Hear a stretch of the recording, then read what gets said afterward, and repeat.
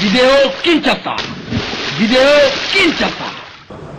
Mwana soki aye na maboko ya mama oyo auti kobala sika sali libala na miso ya leta me azalaki na mwana na ye tolobaka na mibeko na biso ya mboka est père de mari de la mère, c'est-à-dire tata ya mwana ezande mobali ya mama na sens que toza na présomption de paternité, mais dès lors que toyebi ke mwasi oyo aye na mwana na ye c'est que mwana wana aza na tata na ye.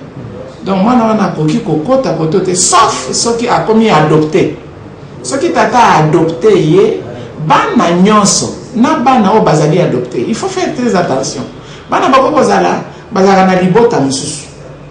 Mais libota o eza na bomengo mingi lobité. Bato ba adoptaka bana, il faut pas faire attention. Soki oke kozwa bana neti ba mindele azi bana na Afrika adopté bango.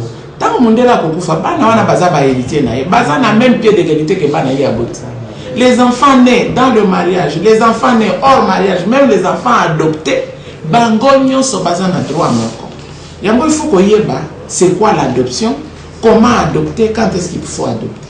Mais mwana oyo aye na mama ba adopta yete na tata wana, mais tata wana asalika mosala ya kobokola mwana wana aza na droit te po aza na tata na ye, sauf si tata mobokoli a confirmé le mwana na ye par la voie de l'adoption. Là c'est autre chose. Alors ezana ka mususu ya mama aye na zemi batino so bayebi ke à côté du bala wana na zemi, mais dès lors que mobali na ye a considéré zemi wana lokola zemi na ye mwana botami en droit nous disons est père le mari de la mère, sauf ce qui tata mususu aye kobima alobi ke zemi wana ezalaka ya ngai, mais ezalaka yo na moment nini. Est-ce que aux émissaires avant bas doté ou bien aux émissaires après? Ceux qui aux émissaires avant dot, wana on peut démontrer parce que ça la bataille c'est makila pourquoi le bagage ça wana yayo. Ceux qui aux émissaires après basi bas doté mais au point il n'a pas adultère.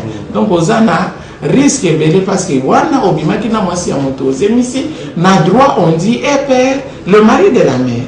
Parce qu'il faut établir maintenant les liens de mariage babalanaki devant l'État na moment nini bamso comment na babalani na miso l'État, mais moi si a eu moi temps avant que le pour rejoindre mobali na ye na moi temps wana bazomisie na mutu mususu mais mutu azemisio na sali perdre parce que est père le mari de la mère.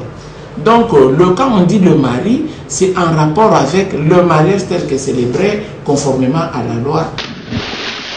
Vidéo Kinshasa. Vidéo Kinshasa.